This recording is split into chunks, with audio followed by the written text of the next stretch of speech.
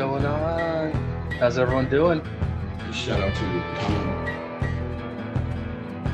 Everybody else who's cool with Colin. Chucky, I didn't say. Get your popcorn and your Coca-Cola and relax. Anyway, tell Colin I'm ready.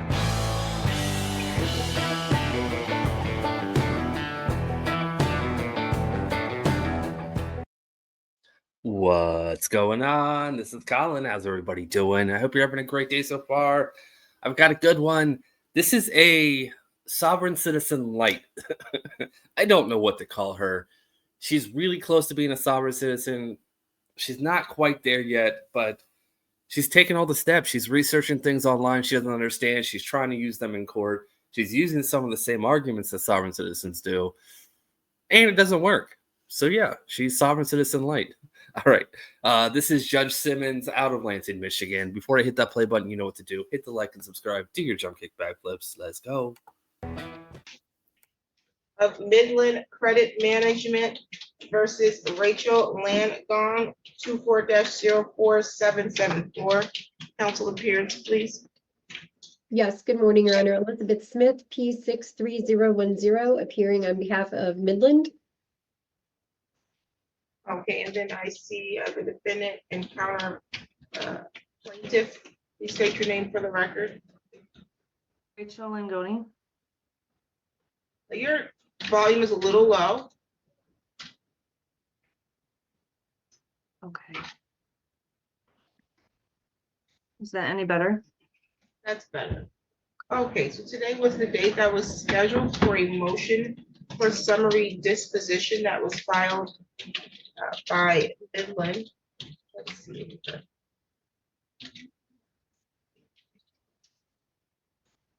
And let's see.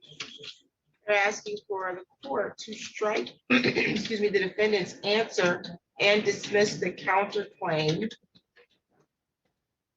Saying that the counterclaim doesn't seek relief that the court could grant. I'll let you make your motion on the record, Ms. Smith. Thank you, Your Honor. To address the counterclaim first, I'm sure the court has had opportunity to review the counterclaim. It's a two-line counterclaim saying that she is seeking dismissal of the claims against her and asking for an award of $3,744. It does not go into any detail about anything my client would have done wrong. So there's really no basis on which to grant any sort of relief as to the counterclaim. As for our motion for summary disposition, reviewing the defendant's pleadings filed, the crux of the matter is she doesn't believe that she owes anything to Midland because the original creditor was a different entity. So it was a Children's Place credit card held through Comenity Bank. The account was used. We attached about a year and a half worth of billing statements to our motion showing use, purchases and payments on the subject account. In December of 2021, the account was charged off and sold to Midland. Also, as part of our documents is a letter sent by Comenity to Ms. Langone explaining that the account with Comenity has been charged off. It was purchased by Midland Credit Management. Any further communications and or payments were to be made with Midland Credit Management. Ms. Langone did in fact contact Midland and set up a payment plan. The payment plan was ultimately defaulted with only 1 or 2 payments having been applied to the account. So there's just really no issue left to resolve. Midland owns the account. The balance due and owing, there's no dispute as to that. There's no dispute that Ms. Langone had the original card. The only issue is her belief that she doesn't have to pay Midland. And again, based on the proofs provided by Midland, and the fact that there was in fact a payment plan set up with Midland, I'll point to the fact that Midland does in fact own the account, is permitted to collect on same. And so we're asking that Your Honor, please dismiss the counterclaim for the reasons previously stated, and then also grant summary disposition on Midland's claim, as there really is no underlying issue for trial.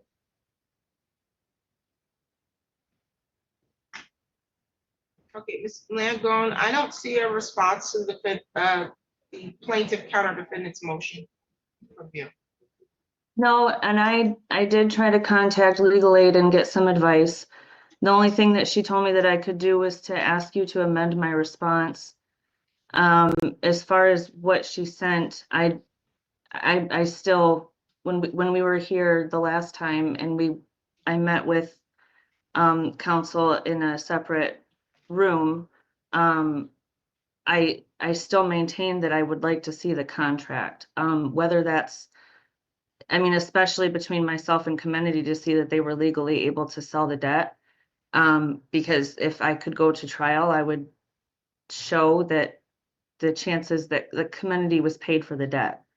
And I want to be able to show that. It's very different, because if I were to go to court with Comenity, that would have to go through a federal court. It's very different than saying that I owed it to Midland. Let me get some clarity here.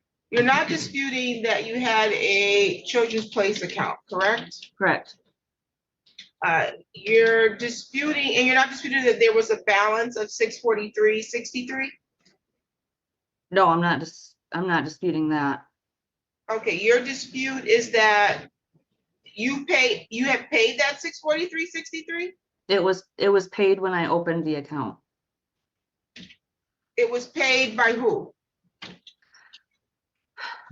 The process, and this is why I wanted to go to trial, because there's so much to explain when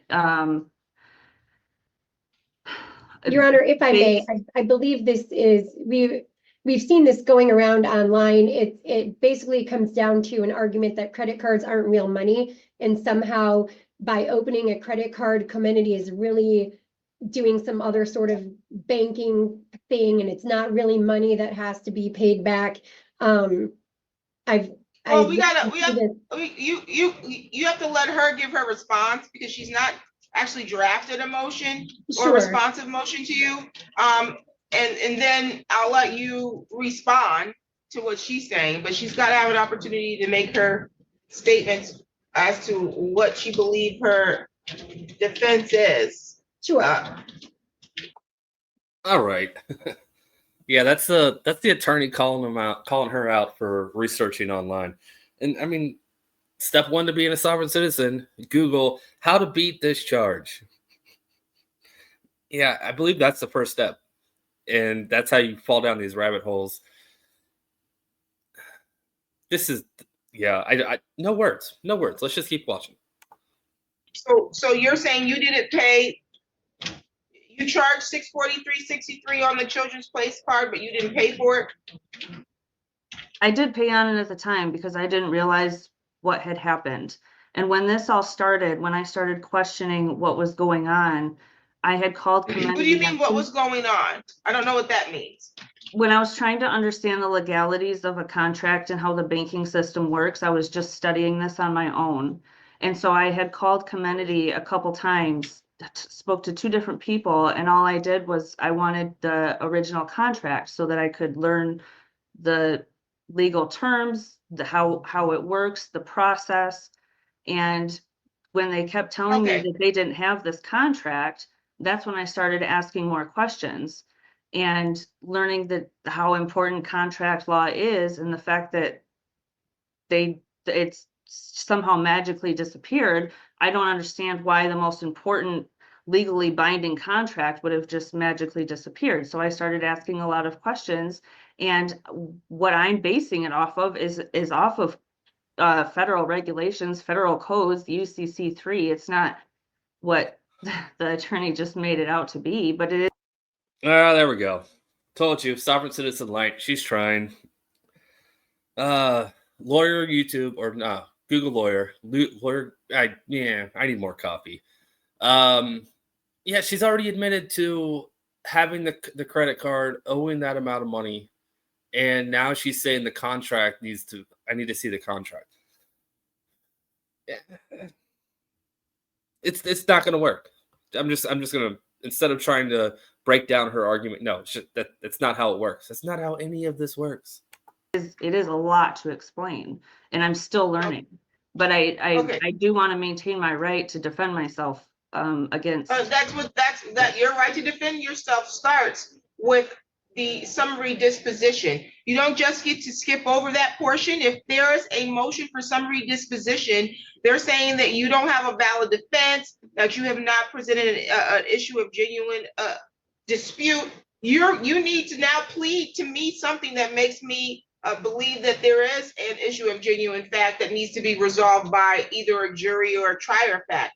And you've not yet provided me that. That's why it was important for you to respond in writing to their motion. I'm giving you an opportunity now to respond verbally, but I need to hear some information that would allow me to understand your mindset and why you believe that you can open a credit card and then charge a balance and then not have to pay the balance.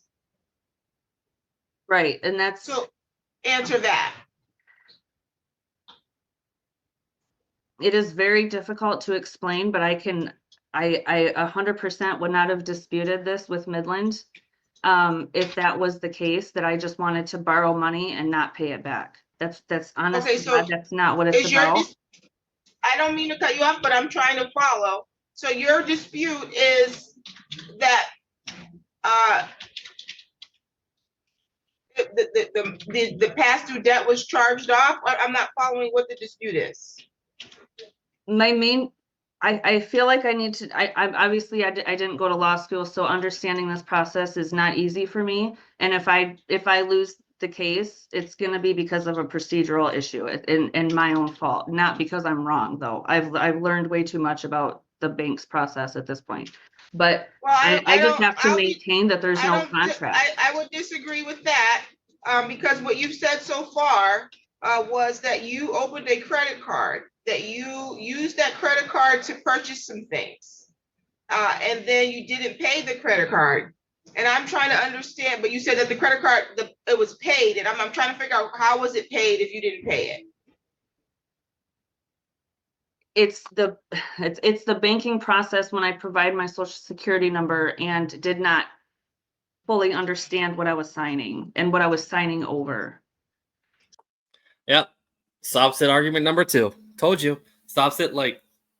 Okay. So because you signed a contract for a credit card and you didn't fully understand, you think that that's a defense? Well, see, that's the tricky thing is my defense would be different with Comenity versus Midland.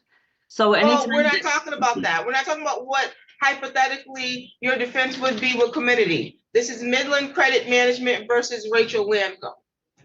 So I'm maintaining that they don't have there's no contract to base any of the allegations in the papers that Midland has submitted. It's all based off of if there was a contract, and there is no contract. There's no contract, you mean, between you and Midland Credit Union? Is that what you're saying? Or credit management? Or myself in Comenity. Nobody has that contract.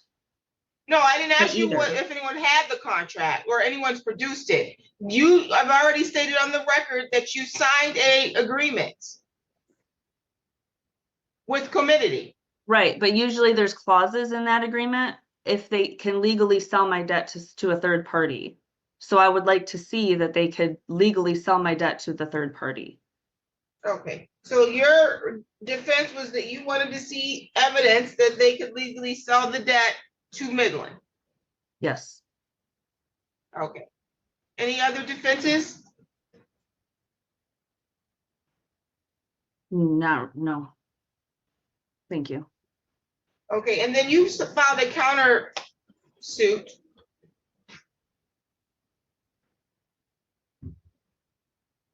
Yeah, that was for my time doing For it. your time? Yeah, What do you mean for your time?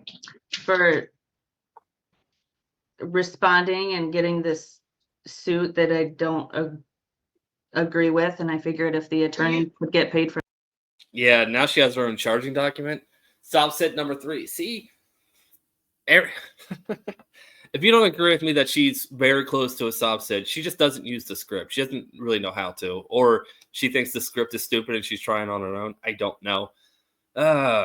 Anyways, I'm going to let this video play out. Let me know what you think in the comments. Do you agree with me that she's right on the border of being a sovcit, or do you think that I'm way off? Let me know. All right, you guys have a great day. If you liked the video, please hit that like button. Until next time, bye. Their time, then I could get paid for mine.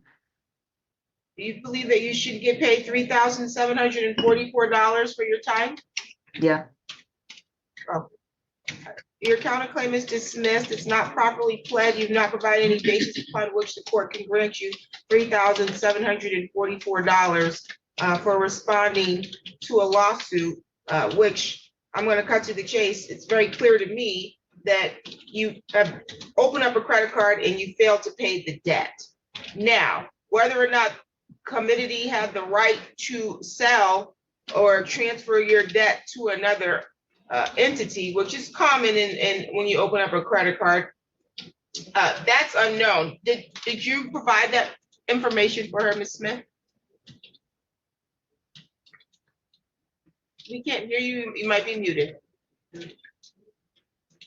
Sorry, I did mute myself because I had to cough. I don't believe so, other than the letter sent by Comenity to her indicating that the account had been sold and Midland now owns it and was able to exercise full rights to collect on it. That was sent to her back in December, excuse me, of 2021. And that was included as part of the documents attached to our motion. And then again, Okay. I would also emphasize that there was a payment plan made with Midland as well, so.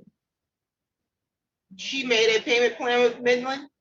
Yes, there were two $15 payments made to the account. When? This was, give me a moment, Your Honor, it's in the motion. They were made, there was one payment for $15 made August 28th of 2022. That payment was actually returned on August 31st of 2022. And then there was another $15 payment was made October 27th of 22. Why was the August 22 payment returned? My system says declined. I'm not sure if, I mean, that could be like if a credit or debit card was used and then it ended up being, you know, like an invalid account number, or like the account got closed, or it could be an NSF. Okay, but the October 27, 2022 payment was accepted? That's correct, Your Honor. Okay, so Ms. Langone, you've actually waived any defense or argument that you had that you didn't have a debt or a duty to pay the debt. You tried to make payments on the debt with Midland, not with. Before I knew my rights. That you've waived that argument.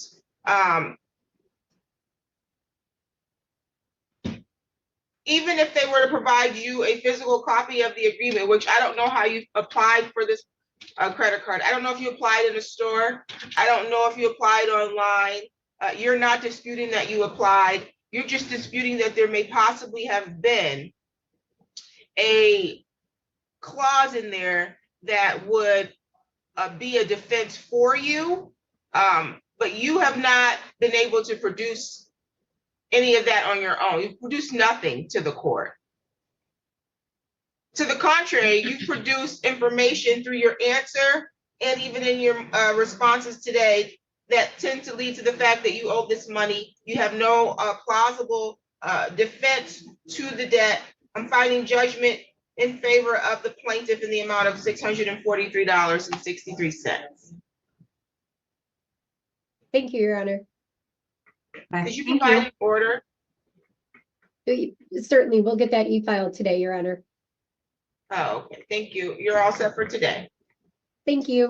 Thank you. You're welcome.